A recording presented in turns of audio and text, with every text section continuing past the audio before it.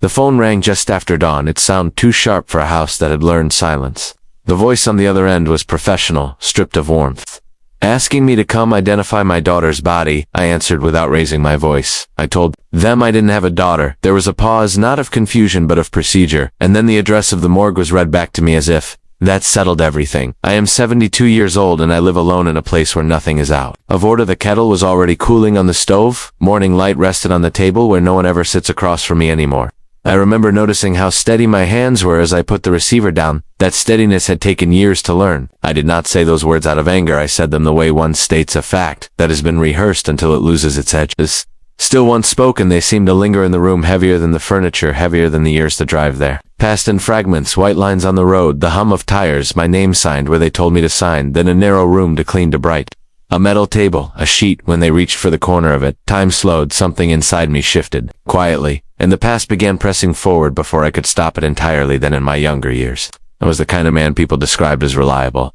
I believed in schedules and pressed shirts, and doing things the way they had always been done, because those ways had worked. Before I rose early, returned home on time, paid my dues, and expected the same discipline from those around me. Reputation mattered to me, not for vanity, but because I believed it was proof of character made visible. When my daughter was small, our life fit neatly into that order. I was not an expressive father. I did not kneel on the floor or speak in exaggerated tenderness. My affection showed itself in quieter ways. I fixed her bicycle before she noticed the chain was loose. I stood at the back of school events and stayed until the room was empty. When she slept, I checked the door twice. I assumed she understood what those gestures meant. I believed then, as I do now, that love without structure can drift into indulgence. I taught her that respect is earned, that choices carry weight, and that freedom without responsibility is only another word for carelessness. When she asked questions, I answered them directly, sometimes too directly. When she challenged me, I corrected her. I thought clarity was kindness. She was bright, sharper than most children her age, and she noticed everything. As she grew older, her questions changed. They were no longer about how things worked, but about why they had to work. That way at all, she read widely, spoke carefully, and listened more than she talked. Teachers praised her independence. I mistook that independence for restlessness. Our conversations became shorter. Not arguments exactly, but pauses where words should have been. I would offer advice. She would nod and say nothing. I assumed silence meant agreement. I did not see how often she stopped herself from speaking. I did not hear the questions she swallowed by her late teens. The distance between us had a shape. It lived in the space between sentences, in the way she lingered near doorways, and how she chose her words, as if weighing their cost. I told myself this was natural, that children pull away before they return. I told myself time would correct what patience could not. There was a moment years later when everything shifted. A conversation that should have been handled gently was handled firmly. Instead, a decision was made in haste and defended as principle. I remembered the room, the look on her face, the certainty with which I spoke. I have replayed that scene often, always stopping before the inn. After that silence moved in, gradually phone calls became rare, then formal, then absent. I kept my routines. She kept her distance. Letters were drafted and never sent. Questions were formed and quietly dismissed. Neither of us crossed the space between us, and over time conversation did not end abruptly. It thinned, softened, and finally disappeared, replaced by a quiet that felt permanent. I convinced myself that this silence was mature, even respectful. I told myself restraint was proof of control, and control was proof of love, expressed properly. Yet the longer we did not speak, the harder it became to remember how our conversations had once begun. So easily words require practice without them even familiar. Voices grow distant by the time. I noticed what was missing. The absence had already settled into habit, and habit, as I always taught her, is difficult to undo. One mistook for virtue and distance, for wisdom, never questioning the cost of either. To us, the break between us did not arrive suddenly. It took shape during a conversation that should have been ordinary, the kind families have every day but which carried more weight than either of us admitted at the time. She came to see me one afternoon sitting across the table where her school books once lay, and told me, "Ma," about a choice she had made. It was not reckless, but it challenged the framework I had built my life upon. Yes, she spoke carefully, as if expecting resistance, and I listened with my arms crossed, already preparing my response instead of hearing her. When through, she explained her reasons, her plans, the thought she had given it. I remember how calm she was, how measured. That calm unsettled me. I believed that important decisions should come with hesitation, even fear. Her certainty felt like defiance. I focused on what others would say, how it would reflect on our family. On me, I asked questions, but they were not meant to understand. They were meant to test her resolve to find weakness. When I realized she would not retreat, something hardened in me. I drew a line, because lines are easier than conversations that wander into uncomfortable places. I told her that some choices close doors permanently, and that responsibility does not bend to intention. She waited for me to say something else, something softer, instead.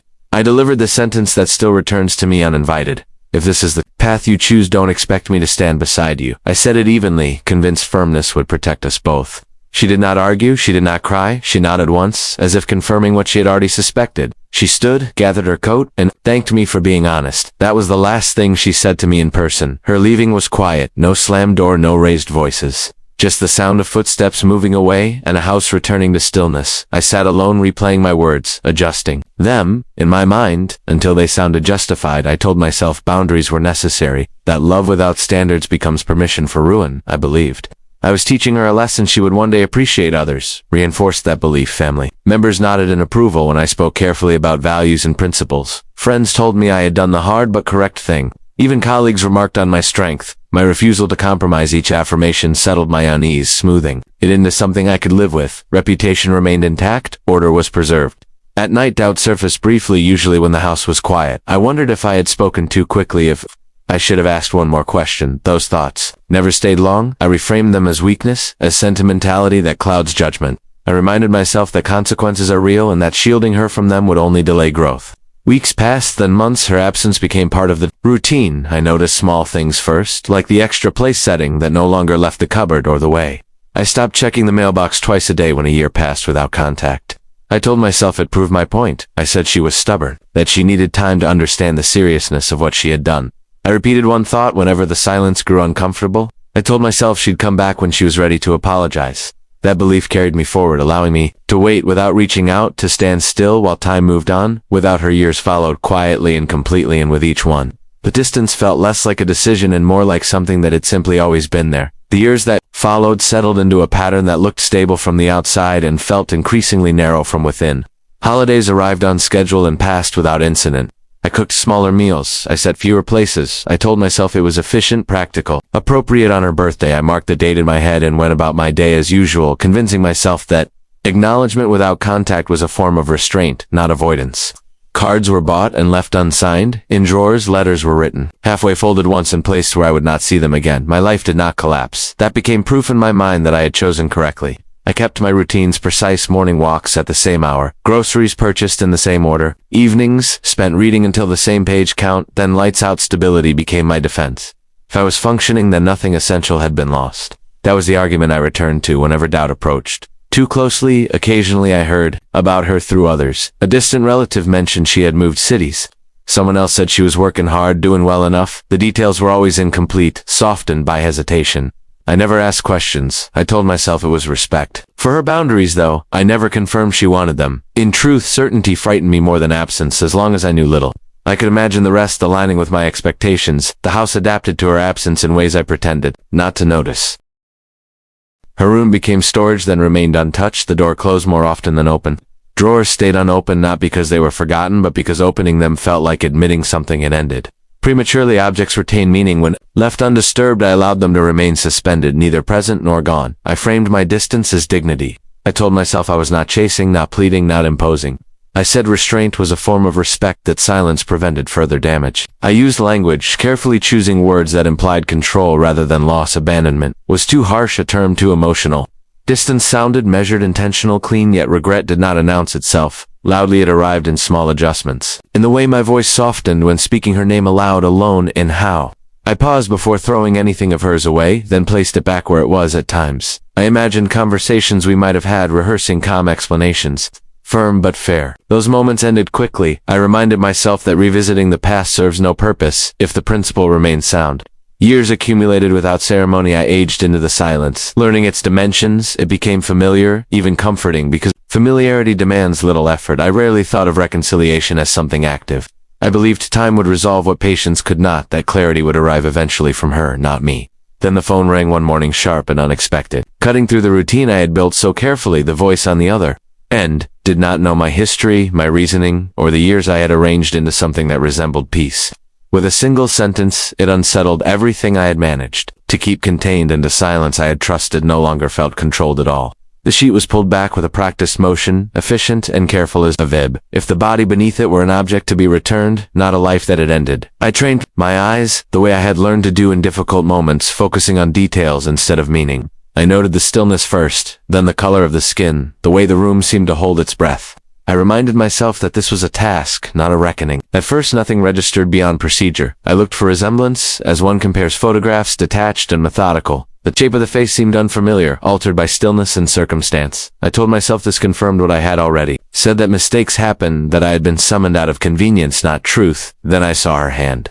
There was a small scar near the thumb, faint but unmistakable from a summer afternoon, decades earlier, when she had fallen while learning to ride. A bicycle I had cleaned the cut myself, annoyed at her tears, careful with the bandage. The memory arrived whole, uninvited, carrying with it the sound of her laughter. When the pain subsided in that instant, distance collapsed, the room shifted, the body was no longer anonymous. I nodded.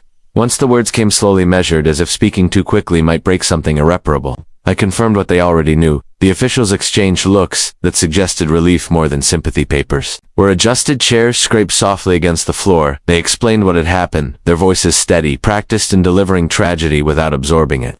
They told me she had died following an accident, sudden and uncomplicated in its cause. There was no scandal, no recklessness, nothing that suggested the assumptions I had carried for years. They explained why my name appeared in their records, why they had reached out despite the lack of recent contact. I listened without interruption, holding myself still. Then came the part that altered everything. They described the investigation that had followed her death. The documents reviewed the statements gathered. In doing so, they clarified the truth behind the choice she had once brought to my table. The situation I had judged so firmly had been misunderstood from the start. Circumstances I never allowed her to explain had shaped that decision, and evidence existed, now undeniable, that she had acted with integrity, not defiance. The foundation of my certainty gave way quietly, piece by piece. I asked one question, my voice lower than I expected. They answered it without hesitation. There had been no wrongdoing, no moral failure. The risk I feared had never been present. I felt something loosen in my chest, not relief, but the recognition of an error too large to correct.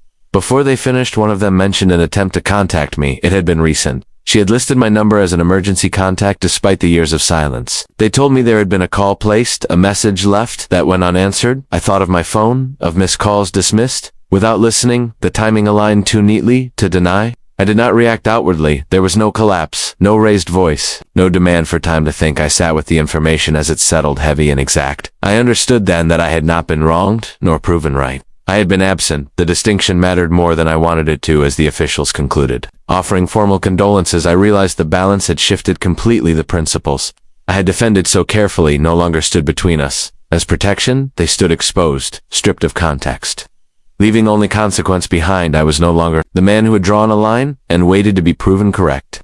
I was the man who had chosen silence and lived with its outcome. Responsibility replaced certainty without drama. It did not ask permission. It did not offer redemption. It simply existed, steady and unavoidable, in the quiet room where my daughter lay. And for the first time in years, I did not look away from what I had done. What followed was administrative and quiet, as if the world insisted on continuing in orderly steps, regardless of what had shifted inside me. Forms were placed in front of me, each requiring a signature, each confirming something irreversible. I read them carefully, not because I needed to, but because reading slowed my breathing. Dates, names, times, ink pressed into paper. The language was precise and distant, designed to leave no room for interpretation or emotion. I claimed her body because someone had to. There was no ceremony in the acts, no declaration of grief. Obligation carried me through it. I listened as procedures were explained, nodded when prompted, asked only what was necessary. I understood then how systems survive tragedy by refusing to dwell on it. Their efficiency allowed me to remain composed when feeling threatened to overwhelm me later. In a narrow hallway, I met a woman who had known her well. She introduced herself gently, hesitating before saying my name, as if unsure she was permitted to use it. She spoke of my daughter with an ease that startled me, describing her as thoughtful, dependable, quietly generous. She mentioned small kindnesses, moments of patience, the way she listened more than she spoke. There was warmth in her voice, not reverence, just familiarity. I said little, letting the words pass through me one by one. Each description contradicted an assumption I had carried for years. The reckless certainty I feared was absent from every story she told. Instead, there was care, restraint, judgment shaped by empathy rather than defiance. I realized how little space one had left for her to grow beyond the version I held.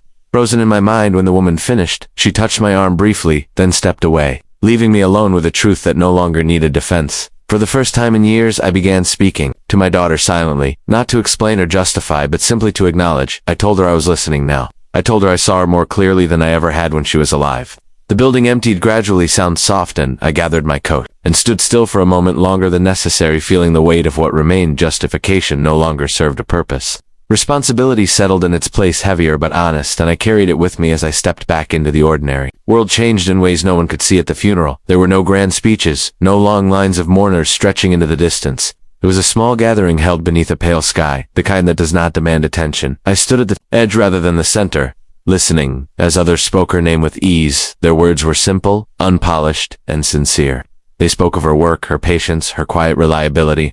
I kept my hands folded, my expression composed, letting their memories stand where mine had failed to keep pace. When it was over, I stayed behind. The ground had already been smoothed, the flowers arranged with careful symmetry. I did not kneel, I did not speak aloud. I stood long enough to understand that farewell does not require ceremony to be permanent in that stillness. I examined the beliefs I had once guarded so fiercely, moral certainty.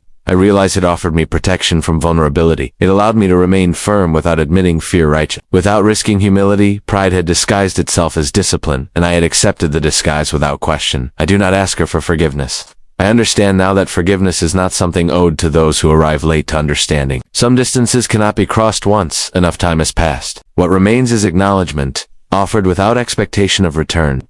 I acknowledge that love withheld can wound more deeply than love expressed imperfectly. I acknowledge that silence, when chosen repeatedly, becomes a decision of its own. In the months that followed, life resumed its quiet rhythm. I still wake early. I still keep order, but there is space now where certainty once lived.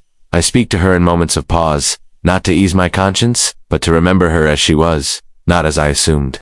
If there is dignity left to me, it exists in that honesty. No longer confuse restraint with virtue, or obedience with wisdom. I have learned that rules are tools, not shields, and that principles mean little without compassion beside them. The cost of my certainty is measured in absence, in conversations never attempted, in a future that narrowed quietly while I stood still. It is a lesson learned too late, but carried forward with care and restraint now.